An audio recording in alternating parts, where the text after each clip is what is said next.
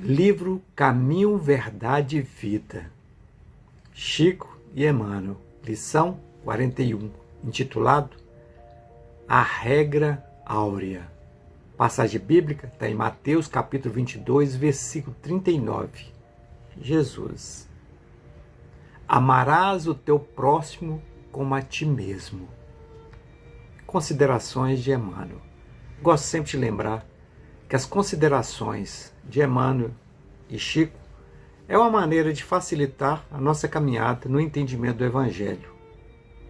Tanto a Bíblia, que é o Evangelho, como as considerações e os caminhos mostrados pelo Espiritismo. Considerações de Emmanuel e do Chico. Incontestavelmente, muitos séculos antes da vinda do Cristo já era ensinada no mundo a regra áurea, trazida por embaixadores de sua sabedoria e misericórdia. Importa esclarecer, todavia, que semelhante princípio era transmitido com maior ou menor exemplificação de seus expositores. Diziam os gregos: não façais ao próximo o que não desejais receber dele. Afirmavam os persas: fazei como quereis que se vos faça. Declaravam os chineses: o que não desejais para vós, não façais a outrem. Recomendavam os egípcios: deixai passar aquele que fez aos outros o que desejava para si. Doutrinava os hebreus: o que não quiserdes para vós, não desejeis para o próximo. Insistiam os romanos: a lei gravada nos corações humanos é amar os membros da sociedade como a si mesmo. Na antiguidade, todos os povos receberam a lei de ouro da magnanimidade do Cristo. Profetas, administradores, juízes, filósofos, porém, procederam como instrumento mais ou menos identificados com a inspiração dos planos mais altos da vida. Suas figuras apagaram-se no recinto dos templos iniciáticos ou confundiram-se na tela do tempo em vista de seus testemunhos fragmentados. Como mestre, todavia, a regra áurea é a novidade divina, porque Jesus a ensinou e exemplificou, não com virtudes parciais, mas em plenitude de trabalho, abnegação e amor, a claridade das praças públicas, revelando-se aos olhos da humanidade inteira. É grandioso quando a gente pensa nesse sentido, dados os exemplos anteriores. Repetindo o último parágrafo. Com o mestre, todavia, a regra áurea é a novidade divina, porque Jesus a ensinou e exemplificou, não com virtudes parciais, mas com plenitude de trabalho, abnegação e amor, a claridade das praças públicas, revelando-se aos olhos da humanidade inteira.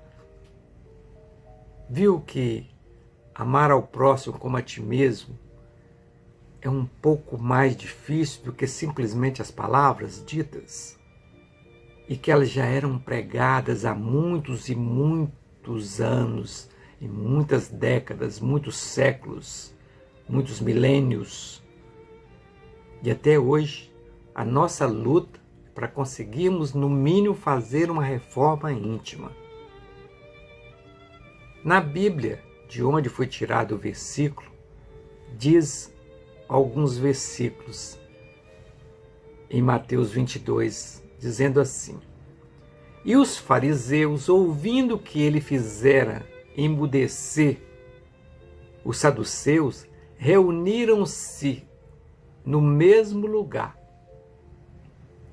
E um deles, doutor da lei, interrogou-o para o exemplificar ou para experimentar, dizendo, falando com Jesus, Mestre, qual é o grande mandamento na lei? E Jesus disse-lhe, amarás o Senhor teu Deus de todo o teu coração e de toda a tua alma e de todo o teu pensamento. Este é o primeiro e grande mandamento. E o segundo, semelhante a este, é: amarás o teu próximo como a ti mesmo. Jesus, com toda a sua sabedoria, com toda a sua divindade, sempre dando as respostas através de reflexões, as quais continuam até hoje, nos levando a refletir, nos colocando dentro de uma condição para o uso de uma inteligência racional, uma inteligência emocional, um conhecimento com profundidade, com origem, não simplesmente seguindo a fala, simplesmente por seguir, mas tendo a compreensão, nos levando a fazer uma reforma íntima, para que possamos ser seres melhores para aqueles que não têm uma luz, que possamos ser uma centelha onde ele possa encontrar o norte. Não só falar, porque falar já se falava há muito tempo. Muito tempo. Como diz o próprio texto, dizia os gregos, não façais ao próximo o que não desejais receber dele. E que adianta se os persas também repetiu, fazei como quereis que se vos faça. E os chineses, o que não desejais para vós, não façais a outrem.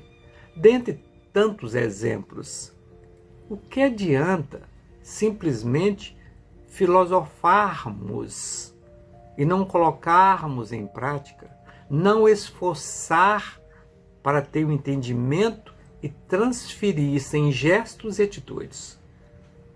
Qual o benefício que teremos? Se já conhecemos o nosso papel e o nosso tempo nessa passagem, nessa grande escola chamada Terra. Se não pensarmos e querermos mudar o nosso comportamento na atualidade, para que possamos usufruir em um futuro próximo, talvez não nesse corpo que temos hoje, porque é uma casa que Deus nos deu para que o Espírito possa caminhar, mas em uma nova oportunidade de renascer, para que possamos continuar a nossa evolução e resgatar aquelas pendências que nós não conseguimos nesta oportunidade.